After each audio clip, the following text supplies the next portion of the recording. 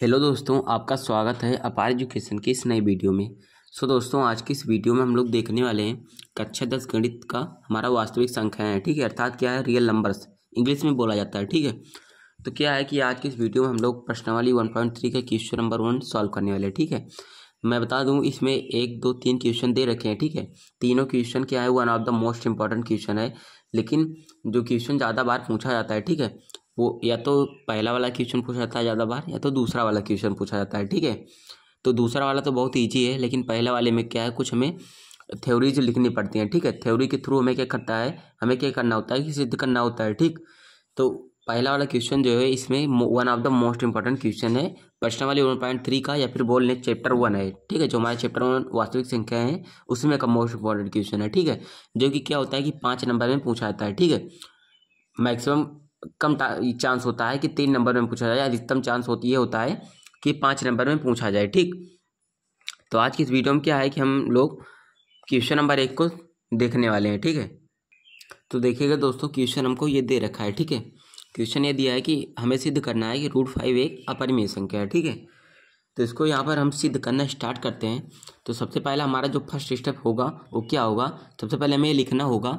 ठीक है, हमें अपरिमेय सिद्ध करना है। ठीक, तो इसके विपरीत हमें पहले मान लेना है कि पहले √5 क्या है, एक परिमेय संख्या है। ठीक है, तो पहला स्टेप अपना यही होगा। तो आपको स्टेप बाय स्टेप याद करके रखना है। ठीक है, अगर आप 2-3 बार 4 बार लगातार करते हैं तो आपको याद हो जाएगा। ठीक, तो सबसे पहले आपको करना क्या है, यहाँ पर मान लेना है, माना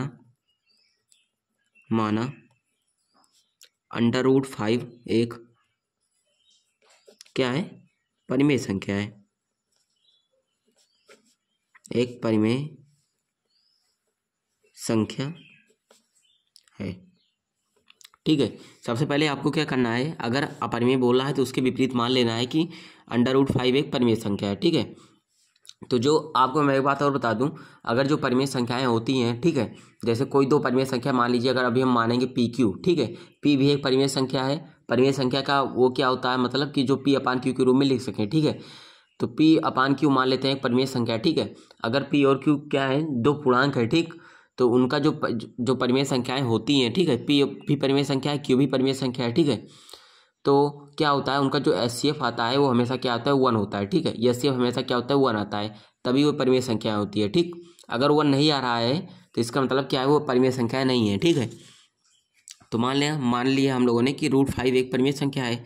तो √5 एक परिमेय संख्या है, जिसको हम क्या कर सकते हैं, P/Q के रूप में लिख सकते हैं। ठीक है, P/Q, क्योंकि √5 को माना है परिमेय है, तो ये भी परिमेय है, P/Q भी क्या है, परिमेय संख्या है। ठीक है, जो अंश बटे हर के रूप में होती है वो क्या होती है, परिमेय संख्या होती है। ठीक है, तो √5 बराबर हम लोगों ने कर लिया P/Q। ठीक है, अब देखिए यहाँ पर करते हैं क्या, तिर्यक गुणा करा लेते हैं। ठीक है, तिर्यक गुणा, इसको बटे में एक करके तिर्यक गुणा करा लेते हैं, तो हो जाएगा P एकम P बराबर हो जाएगा √5Q। तो यहाँ पर हो गया क्या, √5 इंटू में Q आ गया। ठीक है, ये P का मान निकल गया।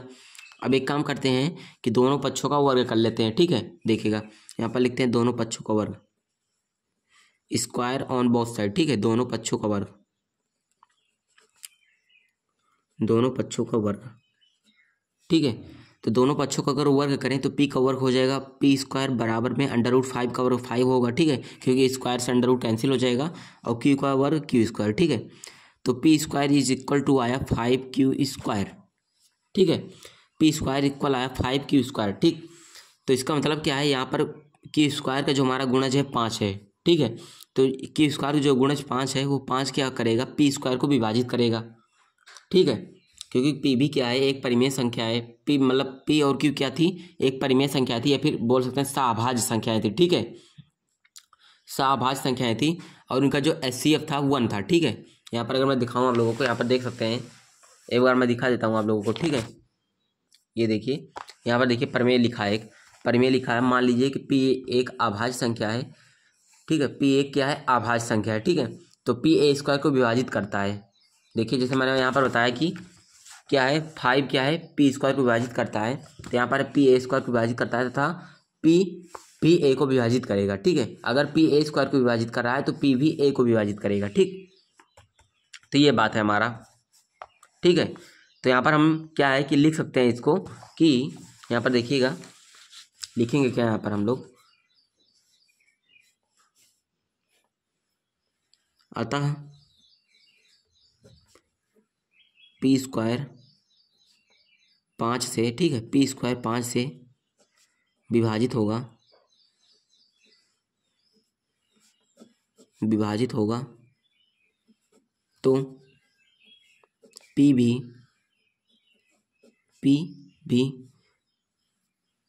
5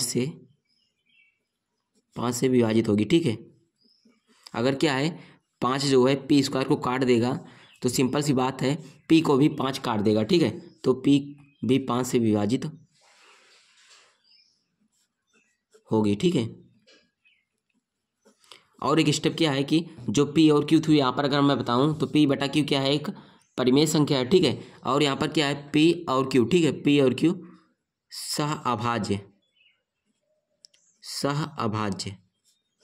संख्याएं हैं, ठीक है। इतना आपको लिखना है, इतना लिखने के बाद डायरेक्ट ये लिखना है, ठीक है, संख्याएं हैं। और पी और क्यू का, ठीक है, जो HCF यानी कि हायर कॉमन फैक्टर आपको निकालना आता होगा, ठीक है। आप लोगों ने क्या है पर्सनली 1.1 में, ठीक है, या फिर 1.2 में पढ़ा है HCF, ठीक है। पी और क्यू का क्या आएगा 1 आएगा। अगर परिमेय संख्याएं पी और क्यू परिमेय संख्याएं हैं तो उनका HCF क्या आता है 1 आता है हमेशा, ठीक है।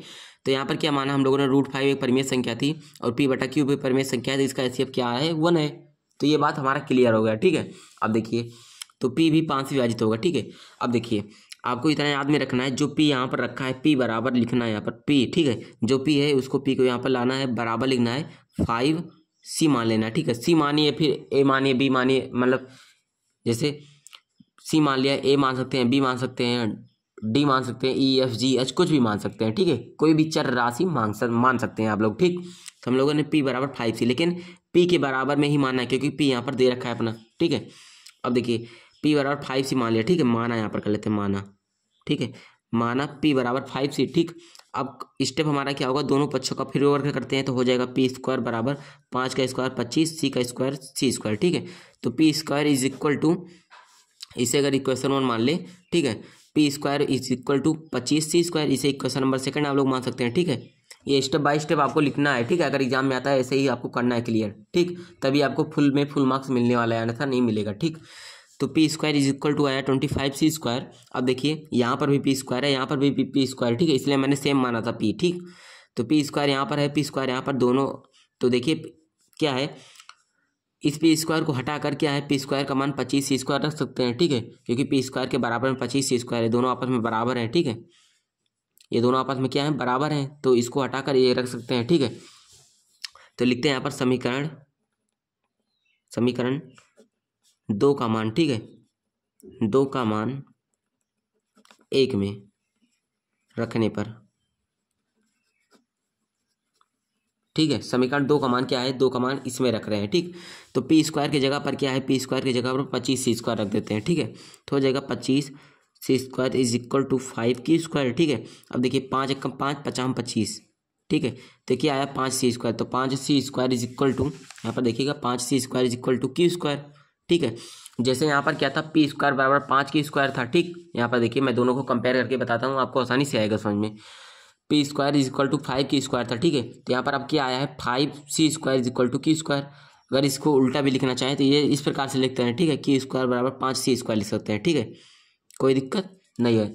यहाँ पर P था, यहाँ पर Q है, ठीक है। यहाँ पर जब 5Q स्क्वायर था तो मैंने लिख दिया था यहाँ पर पी स्क्वायर 5 से विभाजित होगा, ठीक है। ये पी जो था 5 से, यानी ये 5 जो था पी को काट दे रहा था। अब यहाँ पर जो 5 है वो Q को काट देगा, ठीक है। तो यहाँ पर लिखेंगे, क्या लिखेंगे, Q स्क्वायर, ठीक है। यहाँ पर क्या लिखेंगे, Q स्क्वायर 5 से विभाजित हो रहा है, Q स्क्वायर 5 से विभाजित हो रहा है, ठीक है। क्योंकि सिंपल सी बात है, जब यहाँ पर मैंने लिख दिया पी स्क्वायर बराबर 5Q स्क्वायर जब था तो 5 जो था पी स्क्वायर विभाजित कर रहा था, ठीक है। प्रमेय 1.6 मैंने आपको दिखाया। अब यहाँ पर जब आया है Q स्क्वायर बराबर 5C स्क्वायर, तो 5 भी क्या करेगा Q स्क्वायर विभाजित करेगा, तो Q स्क्वायर 5 से विभाजित हो रहा है, अतः Q भी, ठीक है, Q भी 5 से विभाजित होगा, ठीक। इतना आपको समझ में, इतना तो आ गया होगा, ठीक है। अगर दोस्तों आपको समझ में आ रहा है तो वीडियो को प्लीज़ क्या है प्यारा सा लाइक कर दें, ठीक है। चैनल को सब्सक्राइब कर लें, ठीक। तो अतः क्या है, क्यू भी 5 से विभाजित होगा। ठीक है, तो क्यू भी अगर 5 से विभाजित हो रहा है, यहाँ पर पी भी 5 से विभाजित हो रहा है, इसका मतलब क्या है, पी और क्यू, ठीक है, दोनों क्या है, 5 से विभाजित हो रहे हैं। और मैंने बताया था अगर परिमेय संख्याएं होंगी ये दोनों, ठीक है, क्योंकि मैंने उल्टा माना है अभी, अगर दोनों परिमेय संख्याएं होंगी तो इनका एचसीएफ जो होगा, एचसीएफ पी ऑफ क्यू, मतलब पी एंड क्यू का जो एचसीएफ होगा वो 1 आना चाहिए। ठीक है, यानी कि पी और क्यू 1 से विभाजित हो जाना चाहिए, केवल 1 से, उसके अलावा कोई भी संख्या से नहीं होनी चाहिए। लेकिन यहाँ पर क्या है, पी भी 5 से विभाजित हो जा रही है और क्यू भी 5 से विभाजित हो जा रही है। ठीक है, यहाँ पर लेकिन 1 से विभाजित होना चाहिए था, लेकिन यहाँ पर पी 5 से विभाजित हो जा रहा है, क्यू भी 5 से विभाजित हो जा रहा है। ठीक है, तो यहाँ पर जो एचसीएफ पी और क्यू का आ रहा है, ठीक है, वो क्या आ रहा है, 5 आ रहा है, लेकिन इसके जगह पर हमें 1 मतलब 1 आना चाहिए था, तब हमारी परिमेय संख्याएं होती। ठीक है, लेकिन 1 नहीं आ रहा है। इसका मतलब क्या है, जो हम लोगों ने माना है कि पी और क्यू क्या है, मतलब यहाँ पर जो हमने माना था √5 एक परिमेय संख्या है, मतलब ये हमारा गलत साबित हो गया। ठीक है, क्योंकि अगर √5 एक परिमेय संख्या होता है, ठीक है, तो यहाँ पर आप लोग देखिए, अगर √5 एक परिमेय संख्या होता तो उसका एचसीएफ यानी पी और क्यू का, क्योंकि इसके बराबर में है, अगर ये परिमेय है तो ये भी परिमेय होनी चाहिए। ठीक है, हो है परिमेय है तो पी और क्यू का एचसीएफ 1 आना चाहिए था, लेकिन यहाँ पर एचसीएफ पी और क्यू का 5 आ रहा है। ठीक है, तो यहाँ पर लिखेंगे अतः इस तथ्य का विरोधाभास प्राप्त होता है। ठीक है, विरोधाभास प्राप्त होता है कि √5, या फिर ये भी लिख सकते हैं कि यह हमारी अवधारणा जो थी वो गलत थी। ठीक है, अतः कि √5 एक अपरिमेय संख्या है। ठीक है, अपरिमेय संख्या है। तो हमारा ये क्या हुआ दोस्तों, आसानी से हो गया। ठीक है, तो यहाँ पर हम लोगों ने प्रूफ यही करना था कि √5 क्या होगी, एक अपरिमेय संख्या होगी। तो हमारा ये सिद्ध हो गया कि √5 क्या है, एक अपरिमेय संख्या है। ठीक, तो दोस्तों प्रश्नावली 1.3 का question number 1 one of the most important question हमारा यहाँ पर सिद्ध होता है। ठीक है, यानी कि हल होता है।